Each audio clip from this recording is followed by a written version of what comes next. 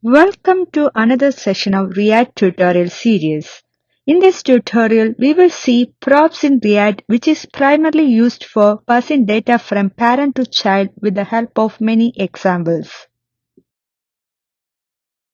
The components that we have built so far in previous sessions has list of items that gets rendered on the DOM.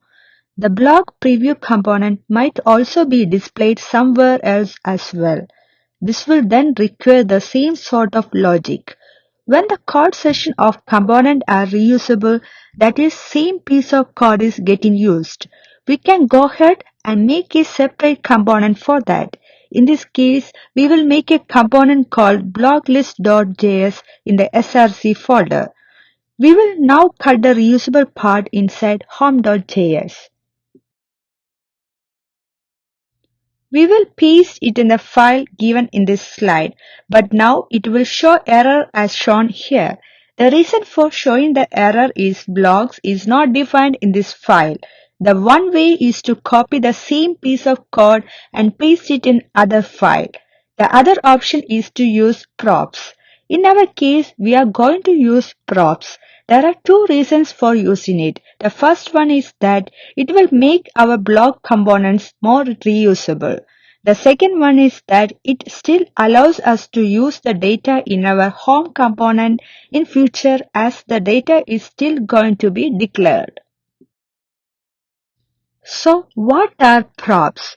Props are the way to pass data from one component to another component, passing data from parent component to child component.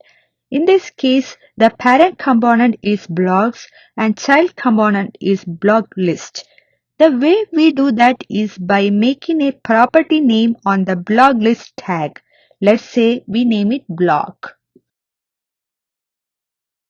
What is use of props here? Now this is how we pass data into our child component. The blocks property is passed into our component. We need to receive it in our component as shown in this example. We will see an example to declare a constant and store the value. Hence, we will be able to cycle through it. We have declared the constant as blocks in this example here. We can even pass multiple props to our component like it is shown in this example. Here the multiple props are blocks and title which is passed into the component. This is how we pass the props to our components. Now this blog list component can be easily reused anywhere. But before we end our discussion on props, we will also see an easier method for passing our props. What we can use is destructuring. We can destructure all the properties that we want to use inside parentheses and pass them directly. We can reuse the earlier component over and over again and pass all sort of props to it. We have used the filter method here. This fires back a function which filters out the author's name and represents only those blocks. It is very useful for a search page as well, whereby the title matches the blog post. It is very useful if we are searching for a blog with a specific blog author. So now you can see how this blog list component can be reused and we can also pass different props to it. What if we want to allow the users to delete these blogs by clicking on the button? First of all, we will need a button inside the blog list component for each blog that we output. We have given this button a click event handler and that is equal to a function. Now we will write an anonymous function so that we can pass arguments to our custom function because we eventually want the ID of the block that we want to delete. We have made the function traditionally starting with handle and we are passing the ID, we are passing that as an argument.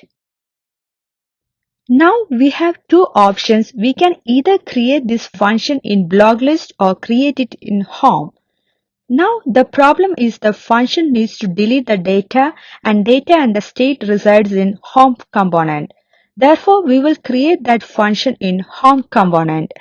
We have created a constant called noBlocks which is again used in the filter method and returning false on only those blocks whose ID matches.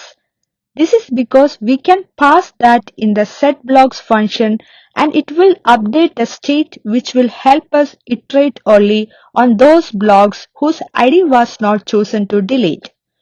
Please note that the data does not get updated. If you refresh it, it will show all the default data as by refreshing we are re-rendering that into our DOM. Thank you for watching our video. Please stay tuned for upcoming React tutorials. Please visit our website for more educational, engineering and career-oriented contents.